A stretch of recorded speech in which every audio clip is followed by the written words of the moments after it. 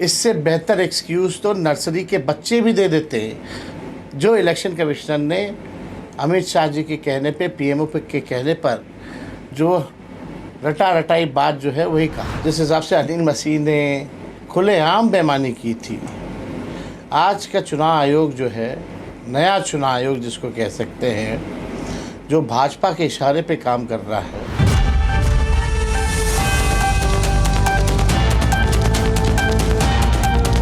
चुनाव आयोग अब नया चुनाव आयोग बन गया है।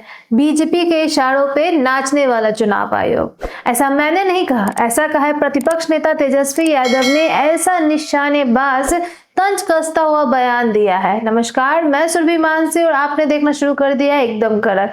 तो एक वीडियो के थ्रू उन्होंने ये बात जाहिर करके बोली है कि चुनाव आयोग और ज्ञानेश गुप्ता जो है, मतलब ज्ञानेश गुप्ता चुनाव आयोग के, वो जो है बीजेपी के साथ मिलकर घोटाला कर रहे हैं।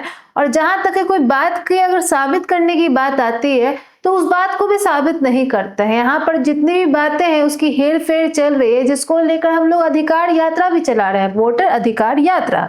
लेकिन उसको भी लेकर जो है सत्ता पक्ष जो है मजाक बना रही है, जबकि ये मुद्दा काफी गहन है और ये आम जनता की उसके मतदान के अधिकार को लेकर है। इस बारे में पूरी जानकारी देते उन्होंने क्या क्या बताया है, पहले आप ये फुटेज के जरिए, इस वीडियो के जरिए सुनिए। ऐसा लग रहा है कि अब ज्ञानेश गुप्ता जी जो हैं अनिल मसीह से भी आगे जाना चाहते हैं। जिस हिसाब से बेईमानी चंडीगढ़ के मेयर चुनाव में हुआ था, जिस हिसाब से अनिल मसीह ने खुलेआम बेईमानी की थी, आज का चुनाव आयोग जो है, नया चुनाव आयोग जिसको कह सकते हैं, जो भाजपा के इशारे पे काम कर रहा है। कल प्रेस कॉन्फ्रेंस देखने के बाद ऐसे ही प्रतीत होता है कि इलेक्शन कमिश्नर जो हैं ज्ञानेश गुप्ता जी अनिल मसीह से भी आगे जो है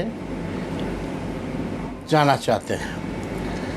कितने बचकाने उदाहरण उन्होंने कल पेश किए, मुझे तो हंसी आ रही थी। कोई छोटे छोटे जो बच्चे होते हैं जो प्ले स्कूल भी जाते हैं, उससे अच्छा एक्सक्यूज़ तो वो भी दे देते, इनसे ज़्यादा बेहतर एक्सक्यूज़ दे सकते थे। लेकिन जिस हिसाब से उनका पूरा प्रेस कॉन्फ्रेंस जो लग रहा था कि पीएमओ से जो है वो लिख के आया था, जो अमित शाह जी ने जो लिखवाया वही उन्होंने अपनी बात को जो है चुनाव आयोग के कमिश्नर साहब ने वही बात को जो है रखा है। ज्ञानेश गुप्ता जी से कहना चाहते हैं, पहले वो खुद एफिडेविट करें कि पोस्ट रिटायरमेंट वो कोई पोस्ट नहीं देखेंगे। अपने रिटायरमेंट के बाद सेटल होने के लिए कोई भाजपा सरकार द्वारा लाभ दिया गया पद नहीं लेंगे। पहले तो ये एफिडेविट करें, दूसरा कि देश छोड़ के नहीं भागेंगे। ये उनको जो है एफिडेविट करना चाहिए। पूरे देश के सामने जो है सच्चाई आ गई है कि किस प्रकार से इलेक्शन कमीशन जो है बेईमानी पे बेईमानी किए जा रहा है और इलेक्शन कमिश्नर के पास कोई जवाब कल के प्रेस कॉन्फ्रेंस का नहीं था।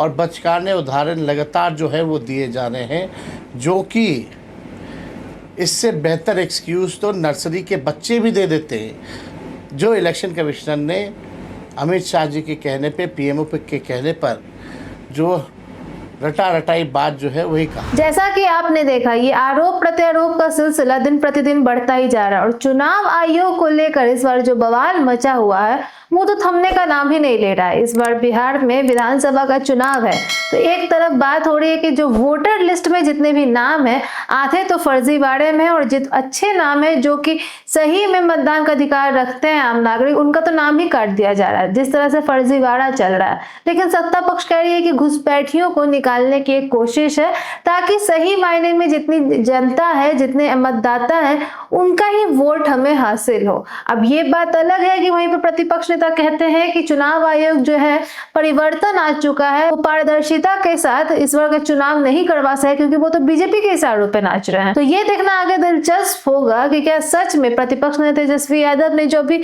अपना बयान दिया है और सीधा निशाना साधा है सत्ता पक्ष के दलों पर, क्या सच में ये दावा सत्य होगा? क्या एक बार फिर से एनडीए सरकार बनेगी इस बार बिहार के विधानसभा चुनाव में? क्या सच में ये जितने भी जीत हासिल करेंगे क्या वो फर्जीवाड़ा वोट होगा या कोई नया समीकरण हमें देखने को मिल सकता है? इस बार की राजनीतिक में जो समीकरण हमें बनते हुए नजर आते हैं वो काफी कंफ्यूजिंग है, लेकिन साथ साथ काफी दिलचस्प है। इस बार की बिहार की विधानसभा चुनाव को लेकर जो राजनीतिक समीकरण दिखाई दे रहा है उसका बिहार के आने वाले भविष्य पर काफी गहरा असर होने वाला है।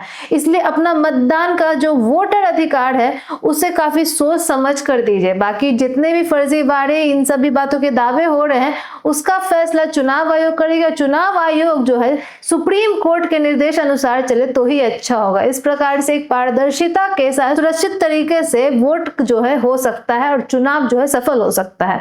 वैसे आपके इस पर क्या राय है पूरी तरीके से हमें कमेंट बॉक्स में साझा करें। सब्सक्राइब करें, बेल आइकन प्रेस करना ना भूलें ताकि आपसे कोई भी अपडेट मिस ना हो जाए। बने रहें एकदम कड़क के साथ। धन्यवाद।